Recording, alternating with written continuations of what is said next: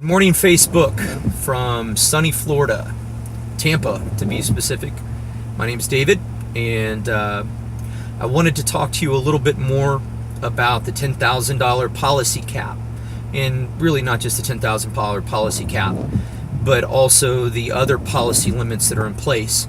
My first video to you went over the effect that I thought that this was going to have on mortgage markets, because mortgages are required in their underwriting to have full insurance coverage. What happens when mortgage companies start getting back houses with 10, 20, 30, 40, 50, 60, 70, $100,000 worth of damage that's not covered by an insurance company?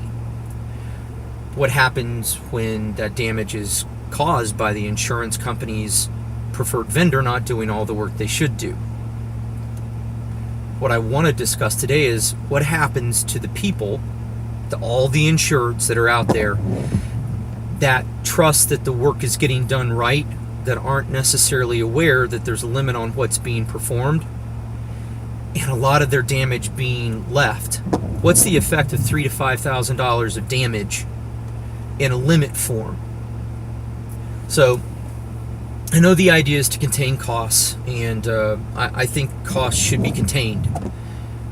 It's reasonable for an insurance company to want to make a profit. It's reasonable for a contractor to want to make a profit. But what do you do when their definition of what needs to be done is different, when you lay a $10,000 or a $3,000 policy limit on top of that? What does the mitigation contractor do? Well, if they're a preferred vendor, they have to bring work in on a particular schedule, at a particular dollar amount. That's why they exist. They're there to control costs.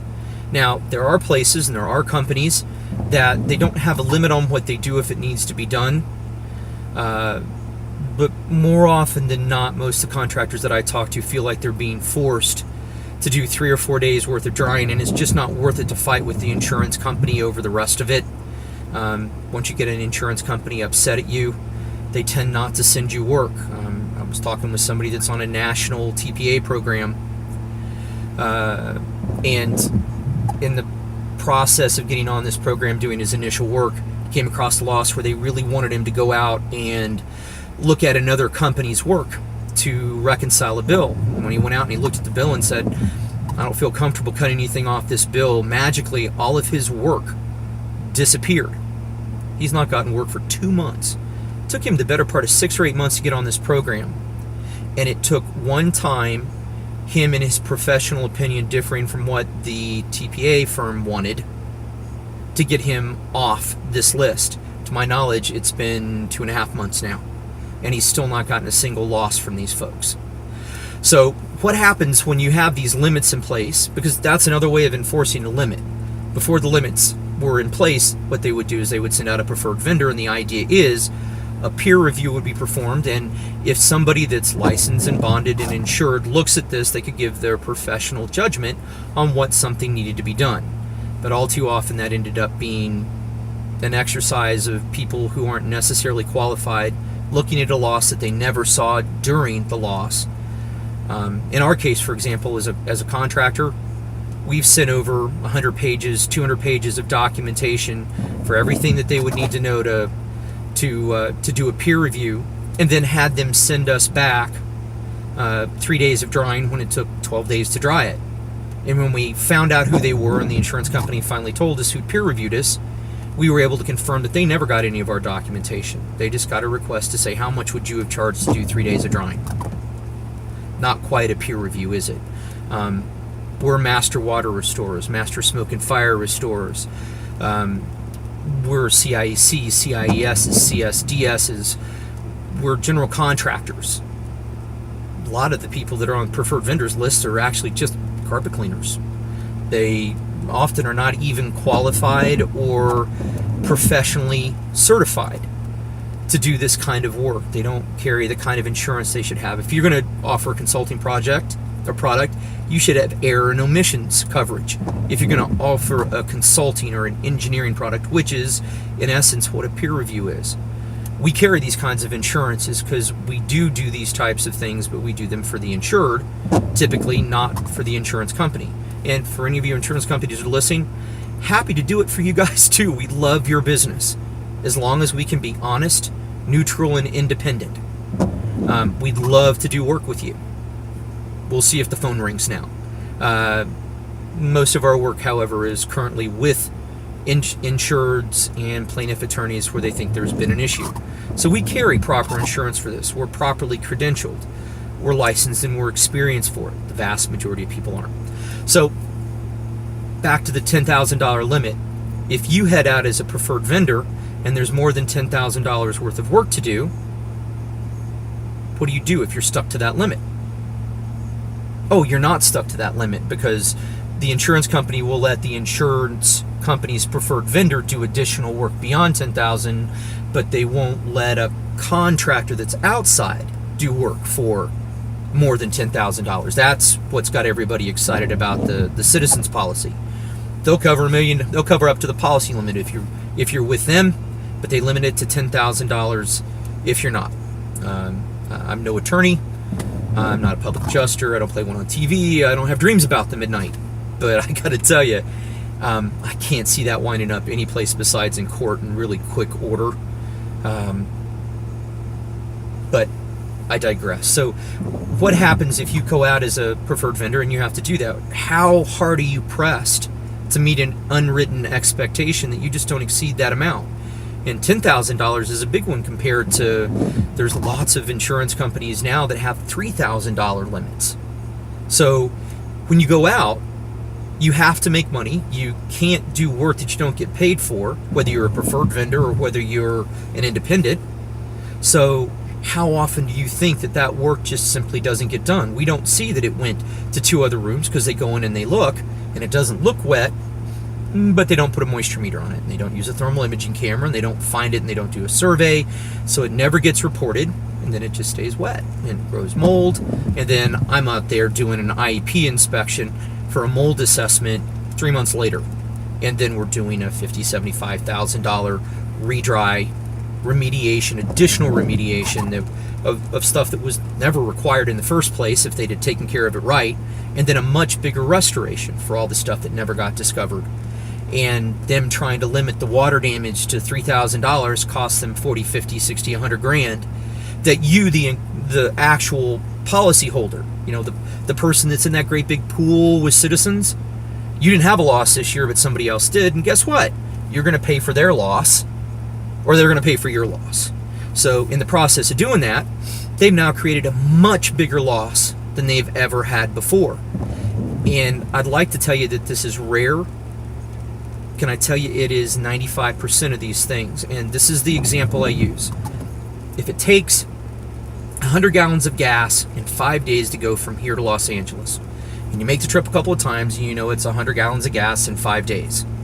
If someone comes to you and tells you, oh, I went to LA, I spent 1 day and 20 gallons of gas. Well, they may have gone to lower Alabama, they may have gone to Louisiana, but they didn't get to Los Angeles. It's an energy thing. You have to put a certain amount of energy into these structures to dry them.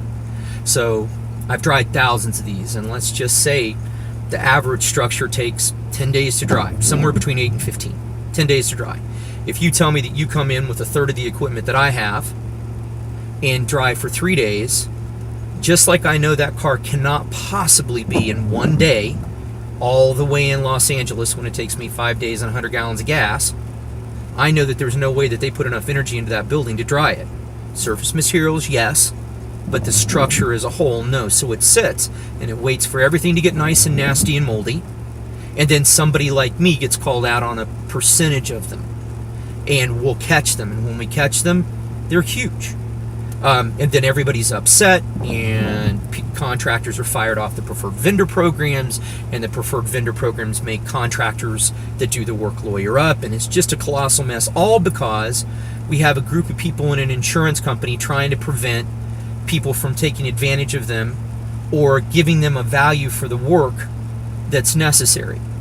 If the prevailing understanding is it only takes a day and 20 gallons of gas to get to LA, but the truth of the matter is it takes 5 days and 100 gallons of gas, and everybody keeps trying to make the benchmark of how long that trip should take being that, then we have a real problem with the industry, and it's exactly what's going on. These 3-day drying limits, these types of policy limits, and the expectations that are placed on these preferred vendors are absolutely unreasonable, and there's no way the laws of physics can bend just because an insurance company or a preferred vendor wants it to be dry faster than the laws of physics will let it be dry. They're pretty immutable. Gravity works every time. Drying a structure takes as long as drying a structure is. That's why science should be determining what it is. Moisture meters, dry standards, good, solid policies, practices, procedures, and documentation should be ruling the day. And it's just not happening. What happens when now, to switch gears a little bit, what happens when you have an independent contractor that goes out on a $3,000 policy limit? It costs more than $1 a square foot to extract a house that has sewage in it. So a $3,000 or 3,000 square foot sewage extraction is going to cost far more than the emergency services allowance that they're giving, or the limit that they put on a $3,000.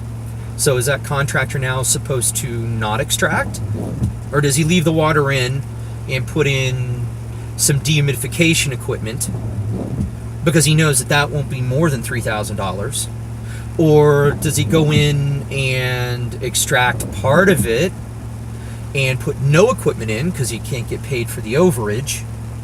Or does he do nothing and say, I can't work with your insurance company, your limit isn't enough? What happens to the insured? What's the insured do? Oh my gosh, I have $3,000 of coverage and extraction is going to be more than that? I can't do anything. Well, now the whole policy, the requirement under the contract of insurance or their insurance policy is they have to mitigate. Now they have people not mitigating because there's not coverage to mitigate, but then they're still required to under the policy. So the insurance company come back around and say, you failed to mitigate, we don't owe, or we don't owe what we would have before, or you let it stay too long. You know, we go out to people's houses all the time and they're concerned about, will my insurance company pay or won't they? And we have to tell them, the answer is maybe. We're here to do the work that needs to be done to preserve it regardless. We're going to be fair. We're going to be transparent in our billing. We're going to give you daily readings. We're going to help you understand everything that goes on. But at the end of the day, how the insurance company responds isn't something that we can control. Good, honest contractors are going to tell you that. They're not trying to run up an open-ended bill. When they tell you they don't know how long it takes to dry, they're not trying to open up an unended bill. My meter will tell me when we're dry. Let's go moisture map every day. Let me give you a report every day. You can make a decision every day. This is your house. You're in charge. So if you can't see the possible abuse or the pressure that a TPA is under to meet goals that might not be realistic, might not be possible, to not find mold in places where there's not mold because it'll pierce a policy limit, to not find asbestos, to not check for lead. There's asbestos in joint compound down at Home Depot today. And every once in a while, someone picks up the wrong thing. People who tear out things without checking for asbestos, and that's a problem. I know it's post 78 and post 1982. We're not supposed to presume there's lead in paint anymore. You know, there's lead in tons of stuff anymore, and no one looks for it. There's lead in flooring materials, in the coatings on floor materials. There's lead in ceramic tile when you take it up. There's lead every place, and let's not even get into tearing out things that have silica in it, like drywall and joint compound and flooring materials and showers and concrete and things like that, where there's protocols to be observed. We have an entire industry where the people in the industry don't understand what's necessary. Because they don't get what's necessary, they're trying to correct a problem with a tool that just won't work. A policy limit here will do absolutely nothing, and you can mark my words on this, folks. It's going to do nothing besides create an enormous amount of litigation. The attorneys are going to get very wealthy over this. Insureds are going to be faced with enormous delays. They're going to be faced with the terrifying specter and prospect of a structure that may have $100,000 of damage that isn't covered. Banks are going to be taken and exposed to risk and liability for properties that come back destroyed because there wasn't insurance and they were counting on it. This is, train wreck in a bottle, and it's like shaking up a thing of Coke and taking the top off. There's going to be an explosion at some point, and you won't be able to put the genie back in the bottle. You need to contact your congressman. You need to explain to them the other side. If you can't do it well, have your congressman contact me. Happy to do that. If you'll PM me or contact me, I'm certainly identifiable and findable on the internet. Have them contact me. I'll explain this. There's better tools for what they're trying to do that don't take away your rights and protections as an insured, that don't expose an insurance company to all kinds of abuse, and they need to be used, not this. So, happy thoughts for a Monday morning. Sorry for a what could be kind of considered a downer. Do bear in mind, I've been at this for 20 plus years. There's a pendulum in the industry. It swings back and forth. This isn't the first time that preferred vendor programs have been used. This isn't the first time that that policy limits have been put in place. However, to my knowledge, they've been found not unconstitutional, but illegal in the majority of the states. And there's a reason we still don't do them. They didn't work then. They won't work now. Education is our key. Accountability is our key. Integrous companies and responsible licensure are our key for getting these things done. So, you guys have a great Monday morning. I hope your weather is prettier than mine today. I think you guys can see it's still raining. Regardless, it's a great day to be alive. Any day above the ground is a good day. Blessings to you guys as you walk through your day. This is David Sweet saying bye.